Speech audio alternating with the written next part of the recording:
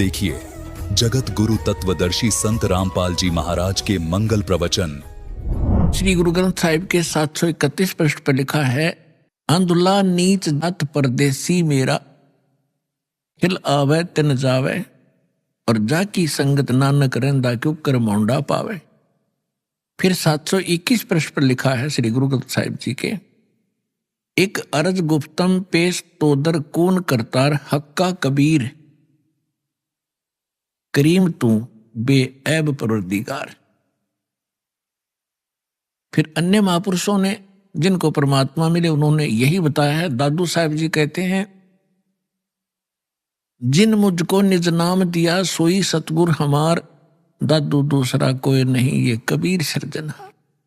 और भी जितने महापुरुष हुए हैं उन्होंने परमात्मा कबीर जी को ही परमात्मा बताया। हमारे वेद भी परमात्मा को कबीर देव कहते हैं, कबीर साहब कहते हैं, और कुरान शरीफ के अंदर उनको अल्लाह अकबर, अल्लाह कबीर कहा है।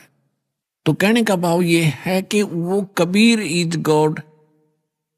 और गीता के अंदर, गीता अध्याय नंबर 4 के श्लोक नंबर 32 और 34 में स्पष्ट किया है कि वो परमात्मा अपने मुख कमल से यथार्थ ज्ञान बोलता है, उच्चारण करता है। वो सच्चिदानंद घन ब्रह्म की वाणी तत्व ज्ञान कहलाता है। उसके अंदर धार्मिक अनुष्ठानों की जानकारी विस्तार के साथ कही गई है। उस तत्व ज्ञान को तू तत्वदर्शी संतों के पास जाकर समझ, गीता ज्ञान दाता कहते हैं। और वो तत्वदर्शी संत तुझे उस तत्व ज्ञान और परमात्म ज्ञान का और तत्व ज्ञान का उपदेश करेंगे। तो कहने का भाव ये है कि जो हमारे सदग्रंथ हैं, पवित्र वेद, पवित्र श्रीमद् भगवत गीता, ये गॉड गिवन स्पिरिचुअल नॉलेज है। और इसमें ये इनकम्प्लीट है। परमात्मा ने 5 वेद दिए थे इस ज्योत निरंजन ब्रह्म को, इसने एक 5वां वेद नष्ट कर दिया, हम तक आने नहीं दिया, छुपा दिया। उसकी पूर्ति करने के लिए स्वयं परमेश्वर आते हैं। तो पुण्यात्माओं, परमात्मा को समझने के लिए हमने सदग्रंथों को आधार मानना पड़ता है। तो ये सदग्रंथ ये कह रहे हैं कि परमात्मा की जानकारी तत्वदर्शी संत बताते हैं। और वो तत्वदर्शी संत वो ज्ञान रखता है जो स्वयं भगवान आकर बताता है। वो सूक्ष्म वेद है, तत्व ज्ञान है। तो उस ज्ञान के अंदर ये तो प्रमाणित हो चुका है। उस ज्ञान के आधार से दास ने आपको सिद्ध कर दिया है कि परमात्मा कैसा है, कहाँ रहता है, वो क्या करता है और वो कैसे प्राप्त होता है।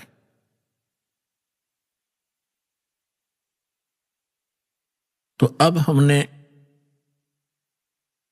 उस अध्यात्म ज्ञान को समझना है। अपनी विशेषकर हिंदू धर्म के अंदर श्रीमद् भगवत गीता एक बहुत ही शिरोधार्य शास्त्र माना जाता है और सत्य शास्त्र कहलाता है। परमात्मा ने 600 वर्ष पहले जो ज्ञान बोला था, उस समय हमारे धर्म गुरुओं ने परमात्मा का इतना विरोध करा दिया था कि हम भूल गए थे कि कबीर नाम का कोई व्यक्ति रहा होगा। केवल पुस्तकों में पढ़ा करते थे।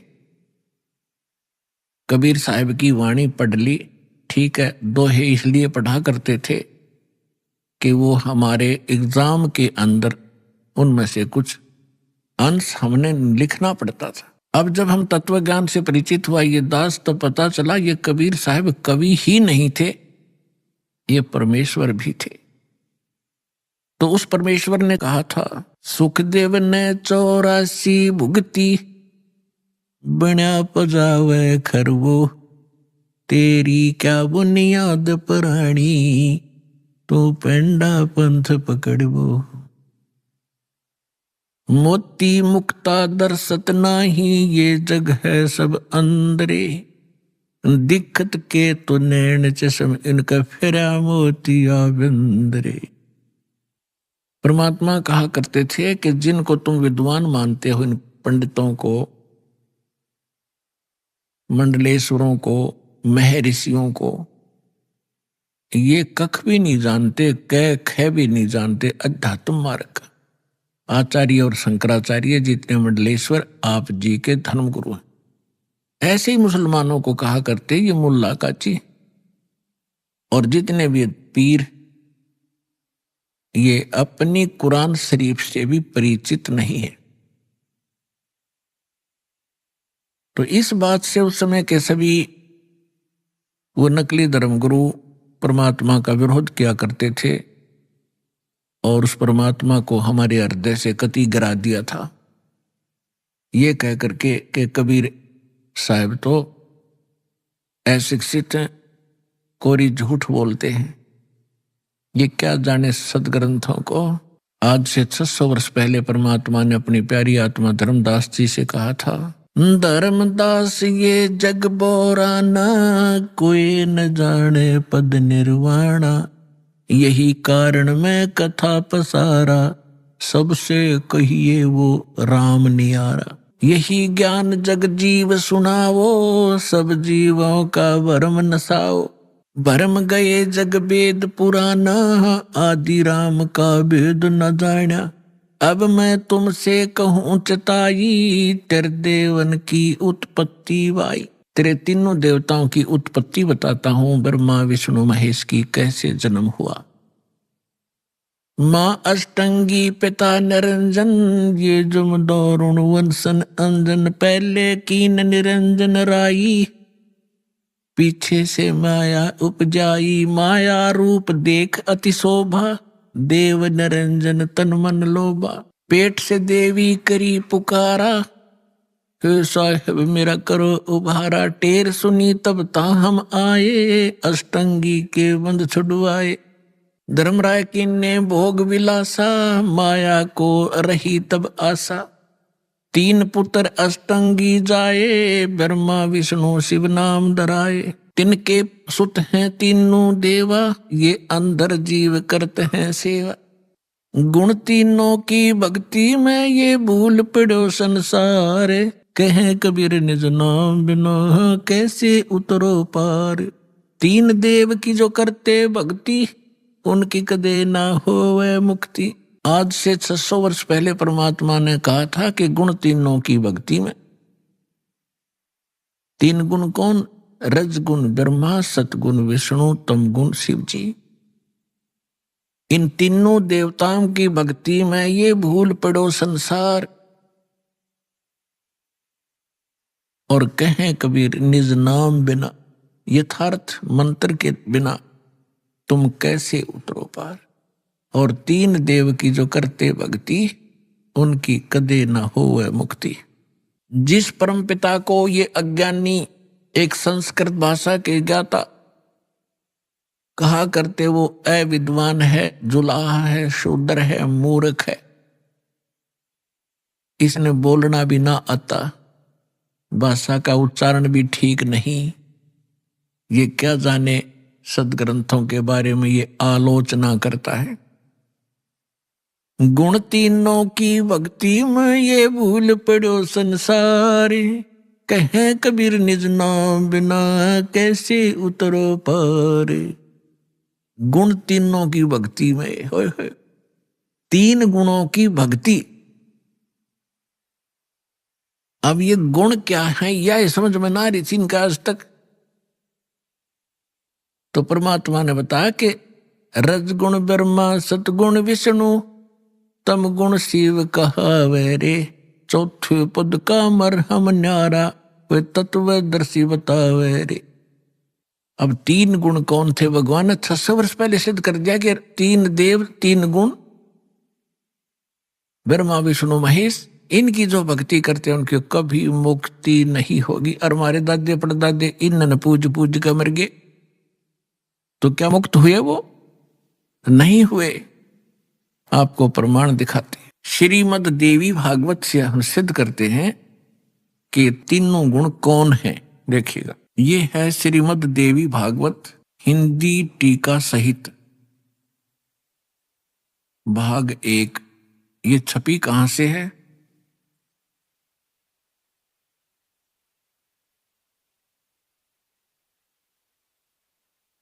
श्री अथ देवी भागवतम सभाष्टिकम सहमातम हेमरा श्री कृष्णदास प्रकाशन बंबई से प्रकाशित है।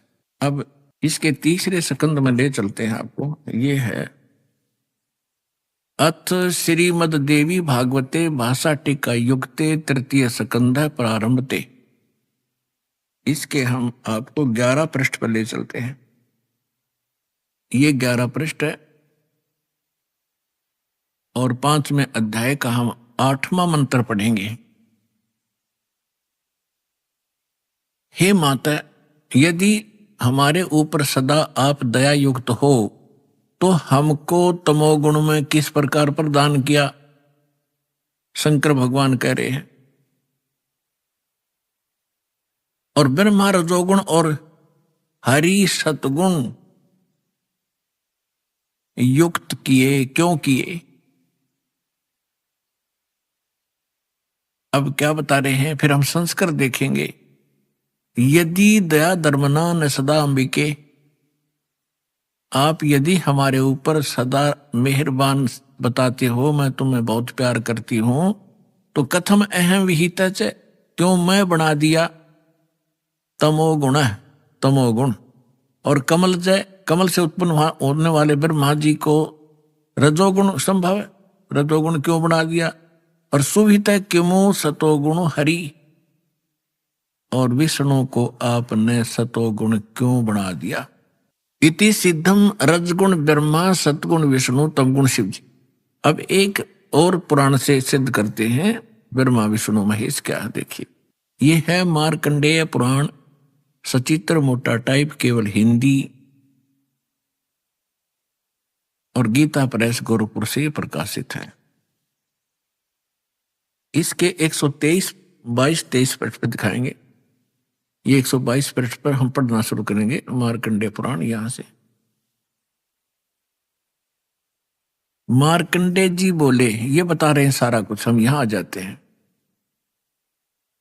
राम मार्कंडेय जी बता रहे हैं, रजोगुण प्रधान ब्रह्मा, तमोगुण प्रधान रुद्र, सत्व प्रधान विश्वपालक विष्णु हैं, और यही 3 देवता हैं और यही 3 गुण हैं।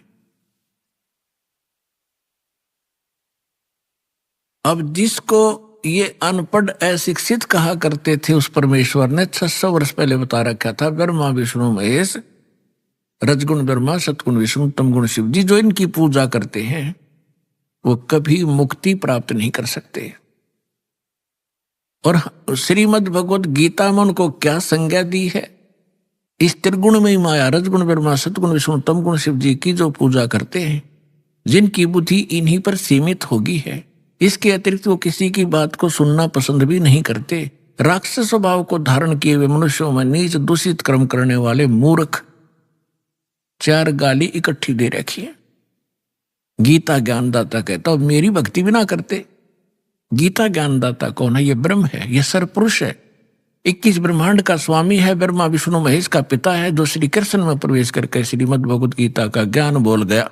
आइए पढ़ें अपने ही सदग्रंथों को, जिनको हम डेली रटा करते, हम पढ़ा करते, समझा नहीं करते।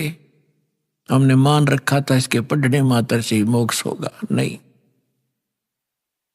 श्रीमद् भगवत गीता में जो लिखा है वैसे सब उसको करने से मोक्ष होगा, ना कि केवल पढ़ने मात्र से। पढ़ने से ज्ञान होता है, वो ज्ञान भी ना हुआ। हमने पढ़ते पढ़ते कितने दिन बीत गए थे, वर्ष बीत गए थे।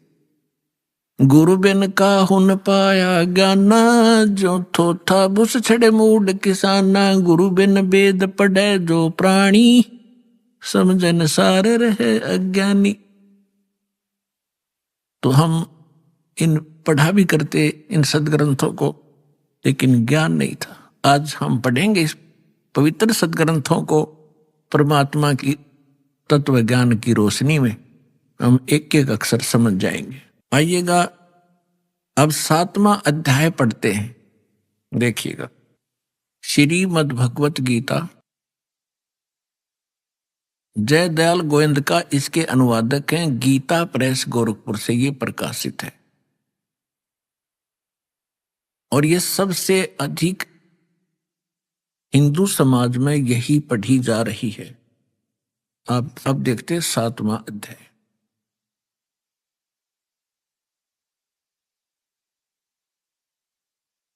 ये स्टार्ट है अथ 7वां अध्याय श्रीमद् भगवत गीता। अब गीता ज्ञानदाता कहता है कि हे पार्थ, हे अर्जुन, अनन्य प्रेम से मुझ में आसक्त चित्त तथा अनन्य भाव से मेरे प्रयाण होकर योग में लगा हुआ तू जिस प्रकार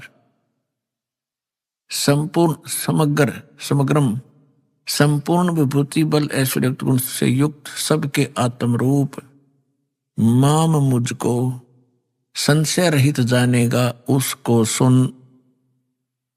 अब क्या कहता है गीता ज्ञानदाता? कहता है कि अब जो ज्ञान सुनाने जा रहा हूं, इसके जानने के बाद तुझे कोई शंका नहीं रहेगी मैं क्या हूं। आगे देखो, दूसरे श्लोक में कहा है 7वां अध्याय दूसरा मंत्र, मैं तेरे लिए इस विज्ञान सहित तत्व ज्ञान को, इस ज्ञान को, तत्व ज्ञान नहीं, ज्ञान को पूर्णतः कहूंगा, जिसको जानकर संसार में और कुछ भी जानने योग्य शेष नहीं रह जाता। अब क्या बता रहा गीता ज्ञानदाता कि ऐसा ज्ञान सुना दूंगा, इसके बाद फिर कुछ जानने की आवश्यकता नहीं रहेगी। फिर देखिएगा इसमें क्या बताता है तीसरे मंत्र में, हजारों मनुष्यों में कोई एक सिद्धेय माने परमात्मा प्राप्ति के लिए प्रयत्न करता है, और प्रयत्न करने वालों में वाले सिद्धानाम साधकों में भी कोई एक मेरे प्राण होकर मुझको तत्व से वेति माने जानता है, तत्व से जानता है। ये क्या कह रहा है कि इस परमात्मा की प्राप्ति के लिए हजारों में से कोई ही भक्ति करना चाहता है, परमात्मा के प्रयत्न कर रहा है। उनमें से मेरे तक भी कोई एक आधा ही पहुंचता है, ना तो नीचे के देवी देवताओं तक ही सीमित रह जाते हैं। आगे देखो, चौथा और 5वें का इकट्ठा अनुवाद है, पृथ्वी जल अग्नि वायु और आकाश मन बुद्धि और अहंकार, इस प्रकार यह है 8 प्रकार से विभाजित मेरी प्रकृति है। यह 8 प्रकार से भेद वाली तो अपरा मेरी जड़ प्रकृति है, और हे महाभाव इससे दूसरी जिससे ये संपूर्ण जगत धारण किया जाता है, मेरी जीव रूपा चेतन प्रकृति जान। अब यहां 2 से दोगे, 2 प्रकृति है। एक तो इन्होंने बता दिया 5 तत्व और मन बुद्धि और अहंकार, ये 8 प्रकार से बनी प्रकृति। दूसरी बता रहे हैं ये चेतन प्रकृति, ये दुर्गा है। दुर्गा, अब देखो ये सिद्ध हो रहा है कि दुर्गा को भी प्रकृति कहते हैं, और आप जी को बहुत बार इन सदग्रंथों में प्रमाणित किया है।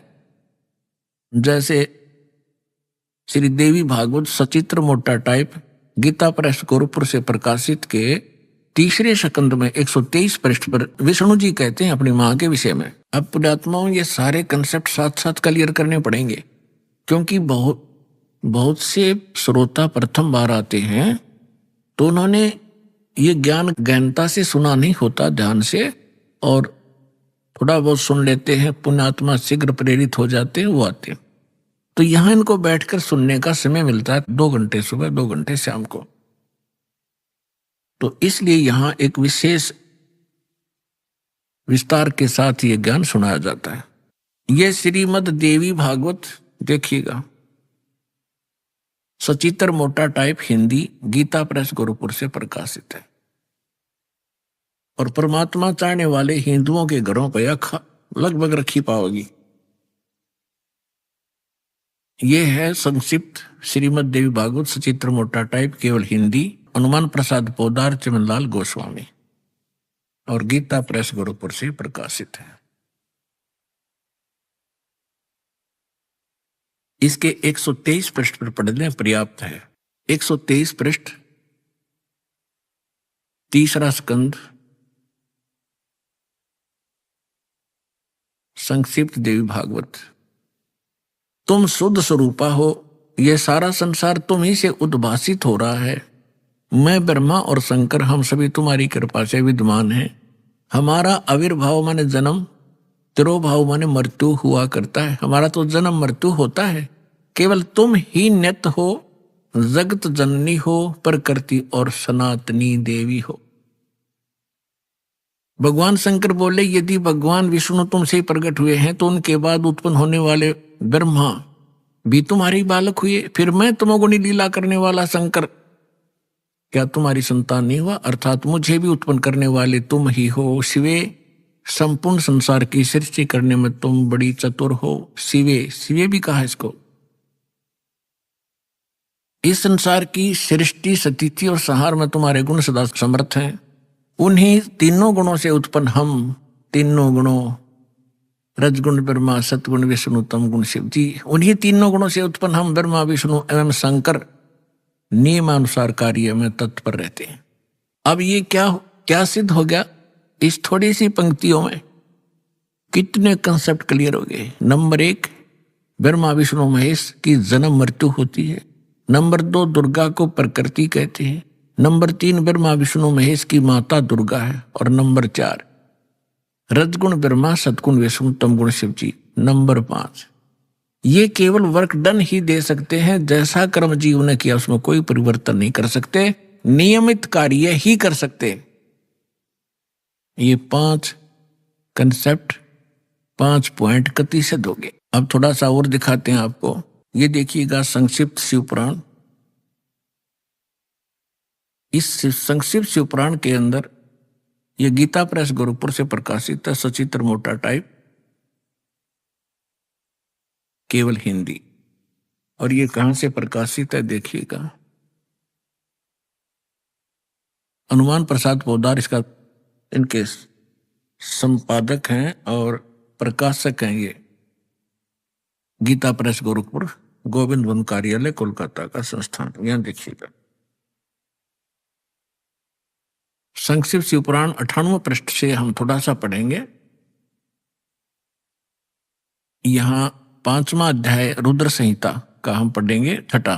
5वें के एंड को पढ़ रहे हैं। अपने पुत्र नारद की बात सुनकर लोक पितामह ब्रह्मा वह इस प्रकार बोले। 5वां अध्याय समाप्त हुआ, 6ठा प्रारंभ हुआ रुद्र संहिता का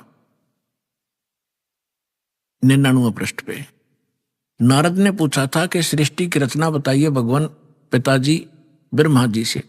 तो ब्रह्मा जी ने बताया, अब आपके रूबरू पढ़कर सुनाता हूं। ब्रह्मा जी ने कहा ब्राह्मण श्रोमणे, तुम सदा समस्त जग के उपकार में लगे रहते हो। तुमने लोगों के हित की कामना से बहुत उत्तम बात पूछी है। जिसमें समस्त चराचर जगत नष्ट हो गया था, सर्वत्र केवल अंधकार ही अंधकार था, न सूर्य दिखाई देते थे, न चंद्रमा आदि कुछ भी नहीं थे। उस समय तत्सद्ब्रह्म, इस श्रुति में जो सत्य सुना जाता है एकमात्र वही शेष था। 100 पृष्ठ पे जिस परब्रह्म के विषय में ज्ञान और अज्ञान से पूर्ण युक्तियों द्वारा इस प्रकार विकल्प किए जाते हैं, यानी ब्रह्मा जी कह रहे हैं कुछ सच्ची कुछ झूठी, जो मैंने सुनी है वो बता रहा हूं। उसने कुछ काल के बाद, कुछ समय के उपरांत द्वितीय की इच्छा प्रकट की। उसके भीतर एक से अनेक होने के संकल्प उदित हुए। तब उस निराकार परमात्मा ने अपनी लीला शक्ति से अपने लिए एक मूर्ति की कल्पना की। इनका क्या मानना है कि परमात्मा मूलतः निराकार है और उसने फिर अपने आकार में आने की सोची, फिर वो सदा शिव बन गए। अब देखो क्लियर होगा यहां से। उस निराकार परमात्मा ने अपनी लीला शक्ति से अपने लिए मूर्ति की कल्पना की। जो मूर्ति रहित परम ब्रह्म है उसकी मूर्ति, यहां देखिए, भगवान सदाशिव हैं। अब सदाशिव कौन है ये देखना ध्यान से। ये किसको सदाशिव कहते हैं? अर्वाचीन और प्राचीन विद्वान उन्हीं को ईश्वर कहते हैं। उस समय एकाकी रहकर स्वेच्छानुसार विहार करने वाले उन सदाशिव ने अपने विग्रह से स्वयं ही स्वरूप भूता शक्ति की सृष्टि की, जो उनके अपने श्री अंग से कभी अलग होने वाली नहीं थी। उस पराशक्ति को प्रधान भी कहते हैं, प्रकृति भी कहते हैं, गुणवती माया बुद्धि तत्व की जननी तथा विकार रहित कहा है। वह शक्ति अंबिका कही गई है। उसी को प्रकृति सर्वेश्वरी त्रिदेव जननी, तीनों देवताओं को उत्पन्न करने वाली उनकी माता, ब्रह्मा विष्णु महेश की माता, नेता और मूल कारण भी कहते हैं। सदाशिव द्वारा प्रकट की गई उस शक्ति की 8 भुजाएं हैं। हो गया क्लियर? अब ये दुर्गा के विषय में है, और सदाशिव ये कौन है? ये काल है। आगे और क्लियर हो जाएगा। अब इसमें क्या सिद्ध हो गया कि प्रकृति भी दुर्गा को कहते हैं और प्रधान भी दुर्गा को कहते हैं। गीता अध्याय नंबर 14 के श्लोक नंबर 3 से 5 में कति स्पष्ट किया गया है। ये काल कहता है, गीता बोलने वाला ब्रह्म कहता है कि प्रकृति तो मेरी पत्नी है, सब जीवों को उत्पन्न करने वाली माता है, मैं इसके गर्भ में बीज स्थापन करने वाला सबका पिता हूं। और इन प्रकृति से उत्पन्न ये तीनों गुण इस जीव को कर्मानुसार यहां बांधे रखते हैं, जकड़े रखते हैं। तीनों गुण कौन सी सिद्ध होगी? रजगुण ब्रह्मा, सतगुण विष्णु, तमगुण शिव जी। ये देखिएगा अध्याय 14 और सुनाता हूं। ताजा ताजा है, जल्दी समझ में आ जाएगा।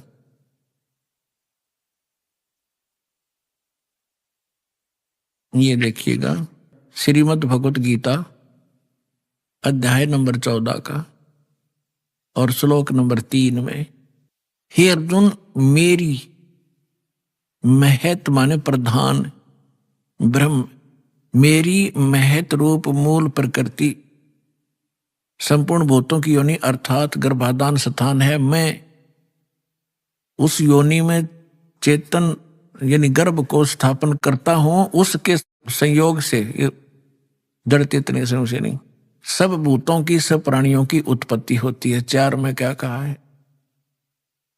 हे अर्जुन, नाना प्रकार की सब योनियों में जितनी मूर्तियां अर्थात शरीरधारी प्राणी उत्पन्न होते हैं, प्रकृति यानी दुर्गा उन सब की गर्भ धारण करने वाली माता है और मैं बीज स्थापन करने वाला पिता हूं। और 5वें में क्या कहा है? हे अर्जुन, सतगुण, रजगुण और तमगुण ये प्रकृति से उत्पन्न, दुर्गा से उत्पन्न ब्रह्मा विष्णु महेश, विष्णु ब्रह्मा महेश, तीनों गुण, ये तीनों देवता अविनाशी जीव आत्मा को शरीर में बांधते हैं। अब इसने, काल ने हमें मूर्ख बनाने के लिए ब्रह्मा विष्णु महेश के सिर ठेकरा फोड़ दिया कि ये तीनों देवता ही सबको यहां फंसा कर रखते हैं। परमात्मा ने आकर बताया, ब्रह्मा विष्णु महेश्वर माया और ये धर्म राया कहिए, इन पांचों मिल परपंच बनाया, वाणी हमरी लइए। ब्रह्मा विष्णु महेश दुर्गा और काल ने, इन पांचों ने मिलकर ये परपंच रच रखा है। हमारी बात को गहराई से सोचियो बच्चों, परमात्मा ने कहा। अब ये सिद्ध हो ही रहा है, ये पांचों मिलकर जकड़े बैठे हमारे को। इन पांचों मिल जीव अटकाए, युगन युगन हम आन छुटाए, बंदी छोड़ हमारा नामम, अजर अमर है अस्थिर ठामम, अमर करूं सतलोक पठाऊं, ताते बंदी छोड़ कहाऊं। अब हम यहाँ अपने अपवित्र शिव पुराण को हमने फिर उठा लिया, श्रीमद् भगवत गीता को रख दिया, उसमें से इतना ही लेना था। अब देखिएगा, ये संक्षिप्त शिव पुराण हम पढ़ रहे हैं और 100 पृष्ठ पे पढ़ रहे थे। यहां आगे थे हम,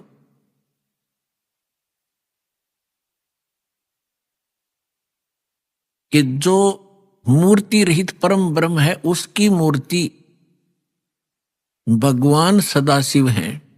अर्वाचीन और प्राचीन विद्वान उन्हीं के ईश्वर कहते हैं। उस समय एकाकी रहकर स्वेच्छानुसार विहार करने वाले सदाशिव ने अपने विग्रह से स्वयं ही एक स्वरूप भूता शक्ति की सृष्टि की, जो उनके अपने श्रीअंग से कभी अलग होने वाली नहीं थी। उस पराशक्ति को अपने विग्रह माने शरीर से निकाली दुर्गा को, ये खुद मान रहे हैं। पुण्यात्माओं परमात्मा आए थे, ब्रह्मा जी को मिले, विष्णु जी को मिले, शिव जी को मिले। पहली बार तो इन्होंने ज्ञान सुना ढंग तक। परमात्मा ने सबसे पहले ब्रह्मा को सृष्टि रचना आदि सुनाई थी। पहले उसने ठीक माना, बाद में काल ने उसके अंदर प्रवेश करके बुद्धि भ्रष्ट कर दी कि ये झूठ बोलता है, मनगढ़ंत कहानियां हैं, वेद सर्वश्रेष्ठ है, इसके अतिरिक्त कोई बातें मत मानो। तो इस ब्रह्मा जी ने कुछ तो परमात्मा से प्राप्त ज्ञान और कुछ फिर अपने अज्ञान के आधार से ये ज्ञान सुनाना चाहा, तो फिर भी सच्चाई छुपी नहीं। ये क्या कहना चाहते हैं कि श्री सदाशिव पहले निराकार था, फिर सदाशिव बन गया। उसने अपने शरीर से एक शक्ति निकाल ली, वह प्रकृति कल आई, उसी को जगदम्बिका कहते हैं। तीनों देव की जननी, ब्रह्मा विष्णु महेश की माता, और उसकी 8 भुजाएं। यहां कर दिया ना डंगा इसने। और परमात्मा ने पहले ही बता रखा है कि जैसे दास ने सृष्टि रचनामा आपको बहुत बार सुना है, उसमें आप खूब समझ चुके होंगे, तो उसी का कुछ अंश लेकर इसने यहां मिलावट की है। देखिएगा, उस समय एकाकी रहकर स्वेच्छा अनुसार विहार करने वाले सदाशिव ने अपने विग्रह से स्वयं ही एक स्वरूप भूता शक्ति की सृष्टि की, जो उनके अपने श्रीअंग से कभी अलग होने वाली नहीं थी। उस पराशक्ति को प्रधान प्रकृति गुणवती माया बुद्धि तत्व की जननी विकार रहित बताया गया। वह शक्ति अंबिका दुर्गा कही गई है। उसी को प्रकृति सर्वेश्वरी त्रिदेव जननी नित्य मूल कारण भी कहते हैं। सदाशिव द्वारा प्रकट की गई उस शक्ति की 8 भुजाएं। होगी क्लियर? नाना प्रकार के आभूषण उसके श्री अंग की शोभा बढ़ाते हैं, श्री अंगों की। वह देवी नाना प्रकार की गतियों से संपन्न है और अनेक प्रकार के अस्त्र शस्त्र धारण करती है। एकाएकनी होकर भी वह माया संयोग वसात अनेक हो जाती है। वे जो सदाशिव हैं, अब ये डेफिनेशन है उस काल की, ब्रह्मा जी बता रहे हैं और अपने सदग्रंथों में लिखा है। देखिएगा, वे जो सदाशिव हैं उन्हें परम पुरुष ईश्वर शिव शंभु और महेश्वर कहते हैं। यहां देखना, वे अपने सारे अंगों में भस्म रमाए रहते हैं। उन काल रूपी ब्रह्म ने एक ही समय में शक्ति के नाथ नहीं, शक्ति के साथ, दुर्गा के साथ शिवलोक नामक अक्षेत्र का निर्माण किया था। उस उत्तम अक्षेत्र को काशी कहते हैं। वह परम निर्वाण या मोक्ष स्थान है जो सबके ऊपर विराजमान है।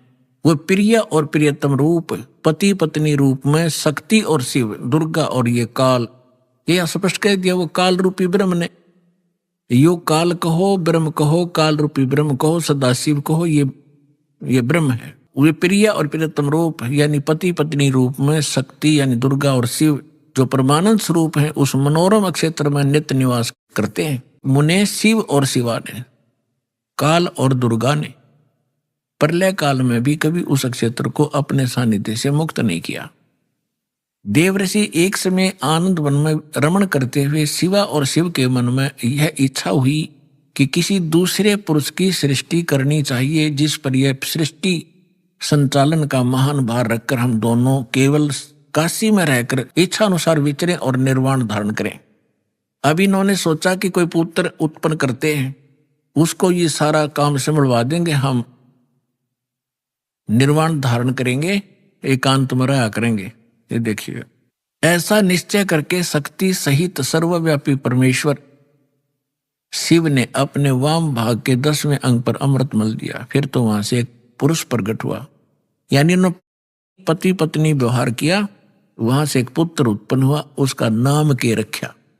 102 पृष्ठ पे संक्षिप्त शिव पुराण 102 पृष्ठ पे शिव ने कहा, वत्स, उस काल ने कहा, बेटा, व्यापक होने के कारण तुम्हारा विष्णु नाम विख्यात हुआ, विष्णु धर दिया तेरा नाम। अब फिर हम यहां आते हैं, ये हमने 6वां अध्याय पढ़ लिया रुद्र संहिता का। अब 7वां, ये 7वां अध्याय 103 पृष्ठ पे। ब्रह्मा जी कहते हैं देवर से, तत्पश्चात कल्याणकारी परमेश्वर सांब सदाशिव ने, काल ने पूर्ववत प्रयत्न करके जैसे अपनी दुर्गा से विष्णु की उत्पत्ति की, मुझे अपने दाहिने अंग से उत्पन्न किया। बस बात खत्म। अब यहां समस्या आ गई अनुवादकर्ता ने, क्योंकि इनको ज्ञान तो था नहीं, इनके उद्देश्य फिर इसको सब उल्ट सुलट करना ही था। अब इसको समस्या पैदा होगी कि शिव से शिव की उत्पत्ति कैसे बताऊं। अनुवादकर्ता ने गोल मोल कर दिया। कहते हैं चोर चुरावे तूंबड़ी और गड्ढे पानी में, वो गड्ढे हुआ ऊपर आवरण सच्चाई छानी ना। अब यहां आपको हम विद्वेश्वर संहिता, इसी शिव पुराण के अंदर एक अध्याय है, उसमें दिखाते हैं कि एक समय ब्रह्मा और विष्णु का झगड़ा हो गया। ब्रह्मा जी बोला मैं तेरा बाप विष्णु जी को, विष्णु जी बोले मैं तेरा पिता, तू मेरे नाभि कमल से उत्पन्न हुआ। ब्रह्मा जी कहने लगे मैं सारी सृष्टि का पिता, मैं प्रजापिता हूं। इन सूखी फीत ला रहे थे आप पे, इन दोनों का युद्ध हो गया इससे बात पे। तो इस काल ने सोचा है लड़का मरेंगे और मैंने इनसे सृष्टि रचवानी अपने खाने के लिए। इनके बीच में एक सतम, एक लिंग खड़ा कर दिया सफेद तेजों में, बहुत बहुत ही विस्तार, जिसकी और छोर भी इन दोनों को नहीं पाया। तो लंबा कथा ना बना के, तो आपने खूब पढ़ रखी, हम अपने मतलब की सुनेंगे। तो उसी समय ये खुद भी वहां अपने पुत्र शिव के रूप में, सदाशिव रूप में आकर खड़ा हो गया। फिर इनको लग गया ज्ञान समझाने। देखिएगा, ये है ब्रह्मा विष्णु लड़े थे, इनके बीच में सतंभ खड़ा कर दिया। संक्षिप्त शिवपुराण 24 पृष्ठ पे, गीता प्रेस गोरखपुर से प्रकाशित, सचित्र मोटा टाइप के। और ये विद्वेश्वर संहिता 25 पृष्ठ पे। यहां से थोड़ा सा हम लिंक लेंगे इसका। ब्रह्मा और विष्णु ने पूछा प्रभु सृष्टि आदि 5 कृत्यों के लक्षण क्या हैं, यह हम दोनों को बताइए। भगवान शिव बोले, युकाल बोला मेरे कृत्यों को समझना अत्यंत गहन है, तथापि मैं कृपा पूर्वक तुम्हें उनके विषय में बताता हूं। अब हम ज्यादा ना पढ़े, ये देखिएगा। अब 26 पे क्या लिखा है। पुत्रो, काल कहता ब्रह्मा और विष्णु को, पुत्रो तुम दोनों ने तपस्या करके प्रसन्न हुए मुझ परमेश्वर से सृष्टि और सतीथि नामक 2 कृत्य प्राप्त किए, ये तुम दोनों को बहुत प्रिय है। इसी प्रकार मेरी विभूति स्वरूप रुद्र और महेश्वर ने, यू मैं नहीं है, ने 2 अन्य उत्तम कृत सहार और तिरोभाव मुझसे प्राप्त किए हैं। सिद्ध जो दास करना चाहा था, 2 पुत्र तो ये हो गए इसके, ब्रह्मा और विष्णु, जो वहां कति क्लियर हो गया, इनका जन्म हुआ दुर्गा से। और इनका 2 और है मेरे बेटे, रुद्र और महेश्वर, तो हो गए 4, और 5वां बोल रहा है।